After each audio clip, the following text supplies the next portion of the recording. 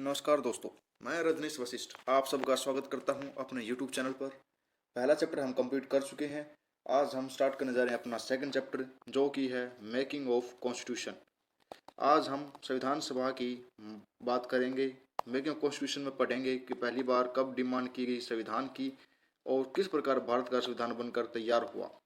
Demand of constitution, जैसा कि हम सब जानते हैं कि 1895 में 1895 में होम रूल लीग की शुरुआत हुई थी या होम रूल बिल लेके आए थे। ऐसा माना जाता है कि कोई भी क्लियर कट या कंक्लूसिव एविडेंस नहीं है कि होम रूल बिल कौन लेके आया था, लेकिन एनी बेसेंट ने यह कहा था कि होम रूल बिल के जो ऑथर थे वो थे बाल गंगाधर तिलक। तो सबसे पहले डिमांड की गई थी 1895 में, जो कि बेसिक ह्यूमन राइट की मांग थी, जिसमें फ्रीडम ऑफ एक्सप्रेशन, ये बेसिक राइट हैं जिनकी मांग रखी गई थी होम रूल बिल के द्वारा। इक्वलिटी बिफोर लॉ, कानून के समक्ष समानता। राइट टू प्रॉपर्टी, संपत्ति का अधिकार, ये बेसिक राइट हैं जिनकी मांग रखी गई थी होम रूल बिल के तहत। तो ऐसा माना जाता है कि ये भी एक तरीके से डिमांड थी कॉन्स्टिट्यूशन की। फिर नॉन कोऑपरेशन मूवमेंट के बाद मोतीलाल नेहरू फरवरी 1924 में एक रिजोल्यूशन लेके आते हैं सेंट्रल असेंबली में एक रिजोल्यूशन लेके आए। ये रिजोल्यूशन किससे रिलेटेड था? ये था माइनॉरिटीज के राइट से रिलेटेड। माइनॉरिटीज के राइट, इसमें क्या बात की थी? इसमें बात की गई थी कि माइनॉरिटीज के इंटरेस्ट और उनके राइट्स को मद्देनजर रखते हुए ये पास हुआ और मेजोरिटी से पास हुआ। इसको नाम दिया गया नेशनल डिमांड। तो जो नेशनल डिमांड थी, ये पहली डिमांड थी जिसमें कॉन्स्टिट्यूशन की डिमांड को रखा गया रिटर्न तौर पर, पास करके सेंट्रल असेंबली में। प्रोसीजर को डिस्कस किया गया कि किस प्रोसीजर से संविधान का निर्माण होगा और उसके अडोप्शन की बात रखी गई। तो नेशनल डिमांड को ही माना जाता है कि demand of constitution, procedure for adoption were explained in clear terms. फिर इस नेशनल डिमांड के रिस्पॉन्स में ब्रिटिश पार्लियामेंट से आता है साइमन कमीशन। वैसे साइमन कमीशन को आना था 1929 में, लेकिन अपने निर्धारित समय से 2 साल पहले साइमन कमीशन भारत आ गया, जिसे ऑल वाइट कमीशन भी बोलते हैं, क्योंकि इसमें सिर्फ और सिर्फ ब्रिटिशर्स ही रिप्रेजेंटेटिव थे। तो 1927 में आकर इसने अपनी रिपोर्ट प्रिपेयर की और अपनी रिपोर्ट इंग्लैंड में जाकर बाद में सबमिट करवा दी थी। तो साइमन कमीशन के रिस्पॉन्स में लॉर्ड बर्कनहेड होते थे उस समय भारत के सेक्रेटरी। उनका चैलेंज था कि बर्कनहेड कि भारत वाले अपना संविधान खुद बनाएंगे, कैसे बनाएंगे, उन्होंने चैलेंज रखा था। तो इसके रिप्लाई में नेहरू रिपोर्ट आती है। नेहरू रिपोर्ट, इसके बारे में देखते हैं। नेहरू रिपोर्ट, इसको दिल्ली में रखा गया था। नेहरू रिपोर्ट, इसके इनिशिएटिव थे मोतीलाल नेहरू। इन्होंने नेहरू रिपोर्ट प्रिपेयर की थी, इनके नाम से ही चलती आ रही है।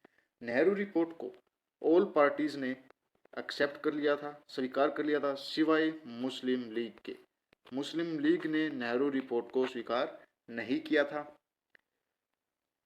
रिपोर्ट रखी जाती है, लेके आई जाती है अगस्त 1928 में, और अगस्त 1928 में कांग्रेस के प्रेसिडेंट थे मोतीलाल नेहरू, इसलिए इनको नेहरू रिपोर्ट रखा गया। सेशन था दिल्ली का, और इसी रिपोर्ट में मांग रखी गई स्वराज की, या इसी कांग्रेस के अधिवेशन में स्वराज की मांग रखी जाती है, और डोमिनियन स्टेटस की मांग भी रखी जाती है कांग्रेस के बिहाफ पर, डोमिनियन स्टेटस की मांग। लेकिन जब 1929 में अगला अधिवेशन होता है कांग्रेस का, जिसकी अध्यक्षता कर रहे थे जवाहरलाल नेहरू, उन्होंने डोमिनियन स्टेटस की मांग को अस्वीकार किया और कहा पूर्ण स्वराज ही कांग्रेस का गोल होगा। इस अधिवेशन में पूर्ण स्वराज को ही भारत का लक्ष्य निर्धारित कर दिया गया कि पूर्ण स्वराज ही भारत का लक्ष्य होगा, और नेहरू रिपोर्ट जो कि प्रिपेयर की थी मोतीलाल नेहरू ने, इसी को भारत के संविधान का ब्लूप्रिंट माना जाता है। और नेहरू रिपोर्ट को ही ये कहा जाता है कि जो संविधान का ड्राफ्ट था उसकी आउटलाइन ये ही थी। नेहरू रिपोर्ट को ही आउटलाइन माना जाता है भारतीय संविधान की। और जो डोमिनियन स्टेटस की मांग रखी थी, डोमिनियन स्टेटस की मांग, उसी में ये निर्धारित किया गया था कि फुल रिस्पॉन्सिबल गवर्नमेंट होगी भारत की, जो कि पार्लियामेंट्री सिस्टम पर काम करेगी। ये नेहरू रिपोर्ट में डिमांड की गई थी कि पार्लियामेंट्री सिस्टम ऑफ गवर्नमेंट होगी भारत की। फिर 1934 में कम्युनिस्ट लीडर M.N. रॉय, इन्होंने मांग रखी भारतीय संविधान की, और M.N. रॉय, और इन्हीं की मांग को ही कहा जाता है कि फर्स्ट टाइम डिमांड की गई थी कॉन्स्टिट्यूशन की, वो M.N. रॉय के द्वारा की गई थी। कम्युनिस्ट पार्टी के लीडर थे ये। 1935 में इंडियन नेशनल कांग्रेस ने पहली बार ऑफिशियली डिमांड की थी संविधान सभा की, और कहा था कि संविधान सभा ही भारत का संविधान बनाएगी। Officially demand Indian national Congress ने 1935 में की थी। 1938 में जवाहरलाल नेहरू ने इंडियन नेशनल कांग्रेस के बिहाफ पर यह डिमांड रखी थी कि भारतीय संविधान का निर्माण भारत के लोग ही करेंगे, और जो कॉन्स्टिट्यूशन असेंबली के लोग इलेक्ट होके आएंगे वो अडल्ट फ्रेंचाइज वयस्क मताधिकार से इलेक्ट होके आएंगे, और बिना किसी बाहरी दबाव के भारतवासी ही अपना संविधान खुद तैयार करेंगे। इन सभी मांगों को स्वीकार कर लिया अगस्त ऑफर के तहत। अगस्त ऑफर 1940 में भेजा ब्रिटिश पार्लियामेंट ने भारतीय संविधान सभा की सभी मांगों को स्वीकार करते हुए। अगस्त ऑफर को बेसिकली वैसे रिजेक्ट कर दिया गया था, इसके कुछ प्रोविजंस थे भारत के पक्ष में नहीं थे, और इसी के विरोध में गांधी जी ने व्यक्तिगत सत्याग्रह शुरू किया था।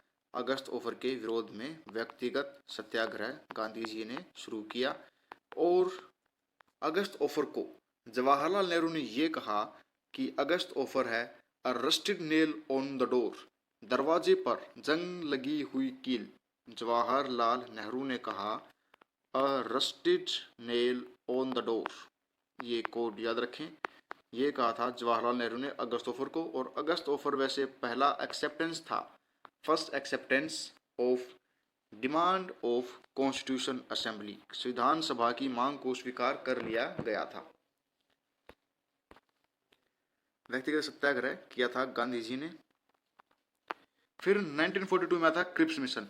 क्रिप्स मिशन ने यह कहा था कि भारत अपना संविधान वर्ल्ड वॉर 2 के बाद बनाए, और वर्ल्ड वॉर 2 में भारतीय सेना ब्रिटेन की ओर से युद्ध में पार्टिसिपेट करे, जिसको गांधी जी ने स्वीकार नहीं किया, और कहा कि पोस्ट डेटेड चेक है क्रिप्स मिशन, वो चेक जिसकी तारीख जा चुकी है, post dated cheque of sinking bank. ये कहा जवाहरलाल नेहरू ने कि ऐसा चेक है उस बैंक का जो कि डूब चुका है।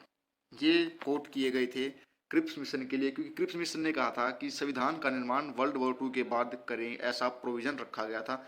और क्रिप्स मिशन को मुस्लिम लीग ने रिजेक्ट कर दिया था, क्योंकि मुस्लिम लीग ने यह डिमांड की थी कि उनके लिए अलग से संविधान सभा का निर्माण किया जाए। वो एक अलग देश के लिए या मुस्लिम बहुल प्रदेश के लिए अलग से संविधान सभा का निर्माण चाहते थे, इसलिए उन्होंने क्रिप्स मिशन की रिपोर्ट को इग्नोर कर दिया, रिजेक्ट कर दिया। तो क्रिप्स मिशन में जब ये बात कही गई कि भारतवासी उसकी तरफ से युद्ध करें, इंग्लैंड की तरफ से युद्ध लड़ें, इसके विरोध में 8 अगस्त 1942 को अगस्त क्रांति होती है, जिसको भारत छोड़ो आंदोलन भी कहते हैं, क्विट इंडिया मूवमेंट। ये मुंबई के ग्वालियर टैंक मैदान से कांग्रेस ने शुरू की थी गांधी जी के नेतृत्व में। गांधी जी ने करो या मरो का नारा दिया था, डू और डाई का। क्विट इंडिया मूवमेंट के दौरान ही ये नारा दिया गया था। इसी सभी उठापटक के बावजूद इंग्लैंड ने भारतीयों की मांग को स्वीकार किया और कैबिनेट मिशन प्लान भेजा 1946 में। इसमें 3 मेंबर थे जो क्रिप्स हम पीछे पढ़ चुके हैं। ये ब्रिटिश कैबिनेट के एक मेंबर थे, अलेक्जेंडर और पैथिक लॉरेंस। ये 3 मेंबर थे कैबिनेट मिशन प्लान में। इनको भारत में भेजा गया कैबिनेट मिशन प्लान लेकर। कैबिनेट मिशन प्लान्स की क्या क्या प्रोविजंस थी वो ऐसे हैं। सितंबर 1945 में ब्रिटेन में नई सरकार का गठन होता है।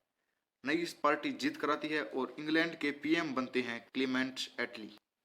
क्लीमेंट एटली ने यह कहा था कि इनकी सरकार आते ही सबसे पहले भारत को आज़ाद कर दिया जाएगा और भारत में संविधान सभा के निर्माण के लिए मिशन भेज दिया जाएगा।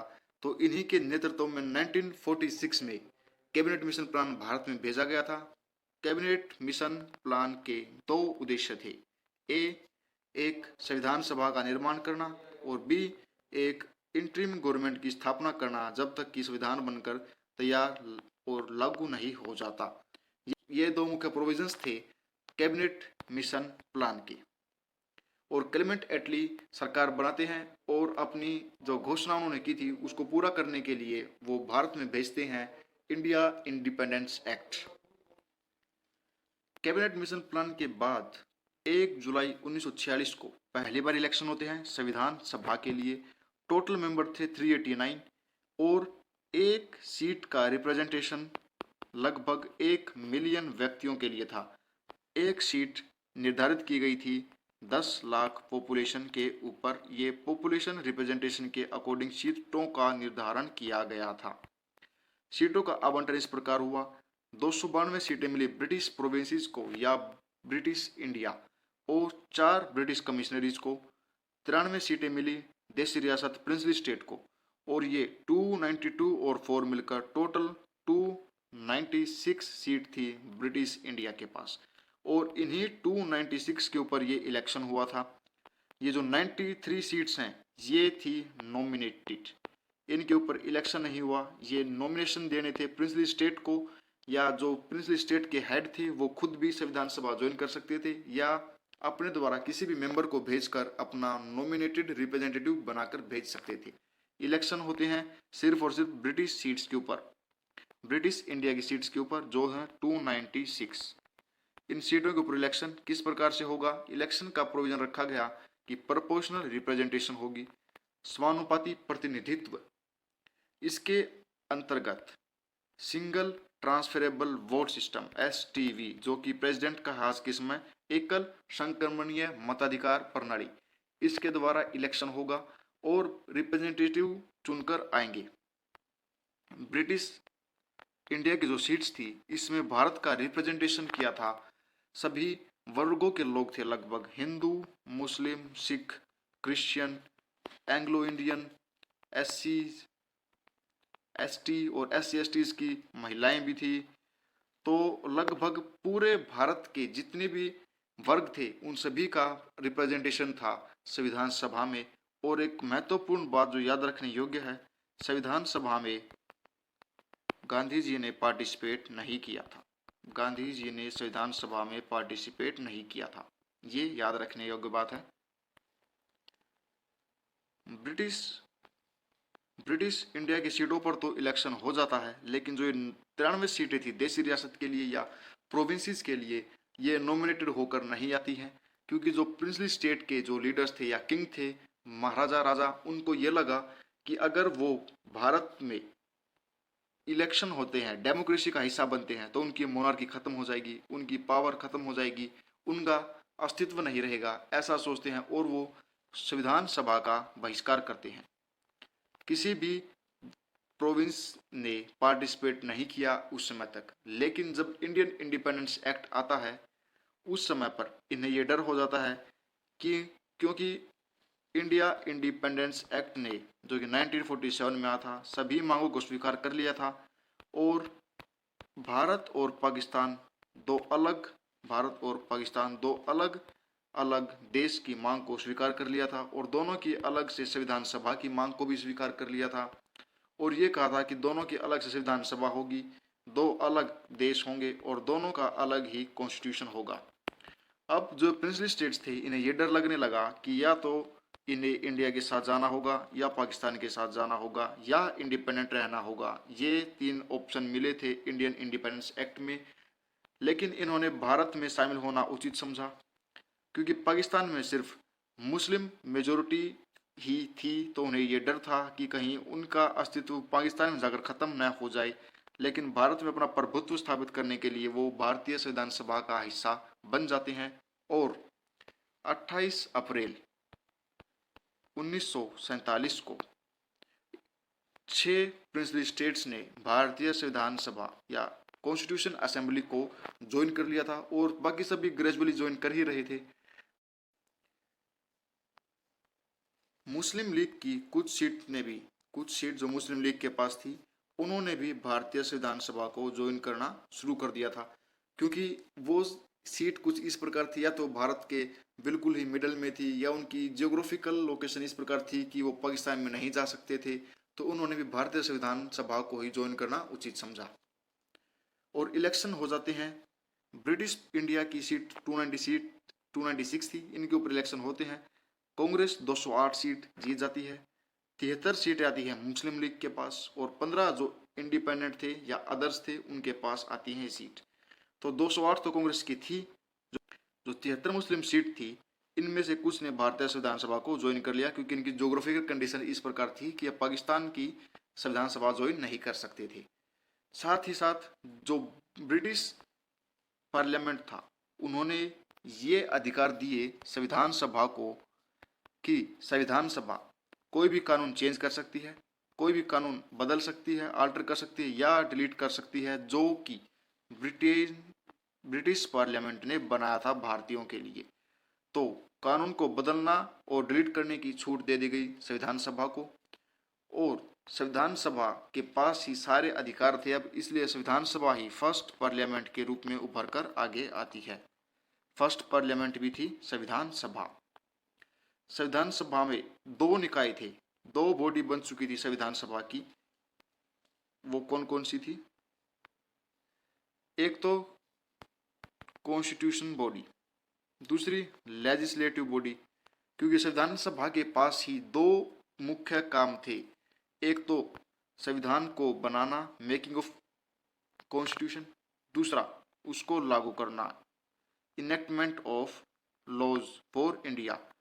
कानून को लागू करना और कानून को बनाना, 2 काम संविधान सभा के पास थे। तो संविधान सभा अब 2 दोहरा काम कर रही थी, और वो काम किस प्रकार था? वो ये था, एक लेजिस्लेटिव बॉडी के रूप में, एक कानूनी निकाय के रूप में, एक कॉन्स्टिट्यूशन बॉडी के रूप में जो संविधान का निर्माण कर रही थी। कॉन्स्टिट्यूशन बॉडी के रूप में जब संविधान सभा काम करती तो उसके अध्यक्ष, उसके प्रेसिडेंट होते डॉक्टर राजेंद्र प्रसाद, और जब वो लेजिस्लेटिव बॉडी के रूप में काम करती तब उसके प्रेसिडेंट होते GV मावलंकर। और ये काम कब तक चला? जब तक कि संविधान बनकर तैयार नहीं हो गया, 26 नवंबर 1949 तक। कॉन्स्टिट्यूशन बॉडी और लेजिस्लेटिव बॉडी के रूप में संविधान सभा ने काम किया 26 नवंबर 1949 तक, जब तक कि कानून बनकर तैयार नहीं हो गया। इस प्रकार संविधान सभा के सभी मेंबर्स इलेक्ट हो चुके थे, कुछ नॉमिनेट हो चुके थे, और 2 सितंबर 1946 को first interim government of India का निर्माण होता है। पहली अंतरिम सरकार बनाई जाती है। उस समय भारत के वायसरॉय थे लॉर्ड वेवल। इनका कार्यकाल था 1944 टू 1947। तो संविधान सभा अब तैयार हो गई थी और इंटरिम गवर्नमेंट का निर्माण भी हो चुका था। इंटरिम गवर्नमेंट में जो मुख्य पोर्टफोलियोज थे वो देखो, जवाहरलाल नेहरू बने वाइस प्रेसिडेंट ऑफ काउंसिल, विदेश मंत्री और कॉमनवेल्थ रिलेशंस के मंत्री भी। सरदार वल्लभ भाई पटेल बने थे होम, इंफॉर्मेशन, ब्रॉडकास्टिंग। ये कुछ मिनिस्ट्री पोर्टफोलियो है, आप इन्हें देख सकते हैं, महत्वपूर्ण है। ये इंटरिम गवर्नमेंट में है, पहली अंतरिम सरकार में, जो कि 2 सितंबर 1946 को बनकर तैयार हो चुकी थी। उसके कॉन्स्टिट्यूशन असेंबली की पहली मीटिंग होती है 9 दिसंबर 1946 को। और कोई भी अगर पहली मीटिंग थी संविधान सभा की तो सबसे पहला काम था कि उसके प्रेसिडेंट को नियुक्त कर लिया जाए। तो डॉक्टर सच्चिदानंद सिन्हा पहले अस्थायी अध्यक्ष बने, पहले प्रोटम प्रेसिडेंट बने, और इन्हें बनाने का मुख्य कारण ये था कि ये सबसे उम्र दराज थे, इनकी एज ज़्यादा थी, एज थे, और उम्र के हिसाब से प्रेसिडेंट बनाने का जो मॉडल है वो फ्रेंच मॉडल है।